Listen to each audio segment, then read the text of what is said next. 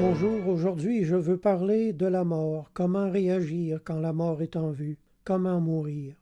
Le médecin Paul Tournier, dans le siècle passé, a écrit « La maladie interrompt brusquement la routine de la vie et nous confronte avec notre destin. Si nous avons fait la paix avec Dieu par Jésus-Christ, nous allons pouvoir entrer dans la vie éternelle avec sérénité, sachant que Dieu nous recevra dans ses bras d'amour. Les vrais croyants vont quitter leur corps, iront vers la lumière et seront accueillis dès leur arrivée dans le royaume de leur Père céleste.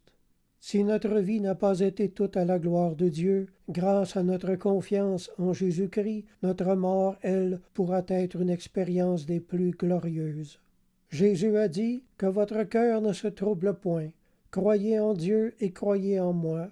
Il y a plusieurs demeures dans la maison de mon Père. Si cela n'était pas, je vous l'aurais dit. Je vais vous préparer une place, et lorsque je m'en serai allé et que je vous aurai préparé une place, je reviendrai et je vous prendrai avec moi, afin que là où je suis, vous y soyez aussi. » Notre foi dans les paroles du Christ nous fera oublier toutes nos peines et tous nos échecs. La mort sanctifiera tout.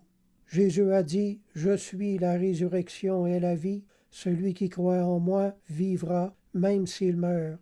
Et quiconque vit et croit en moi ne mourra jamais. » Seule une foi vivante en Jésus-Christ, seule une foi vivante en Jésus-Christ peut donner une telle espérance au cœur d'un homme ou d'une femme couché dans son dernier lit.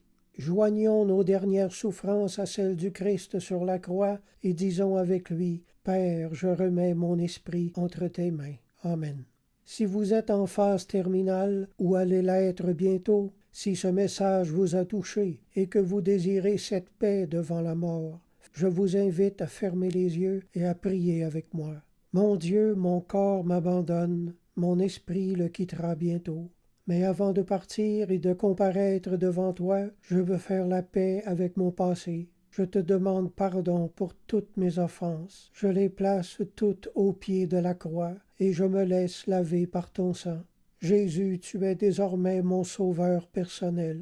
Quand je mourrai, j'entrerai dans la lumière éternelle et tu me recevras dans tes bras d'amour. Amen. Je vous encourage à vous procurer une Bible si vous n'en avez pas, et je vous encourage également à retourner à l'Église. Si vous avez des questions, mon adresse courriel est jocelyn041@hotmail.fr. Alors je vous dis à la prochaine, gardez la foi et la foi vous gardera.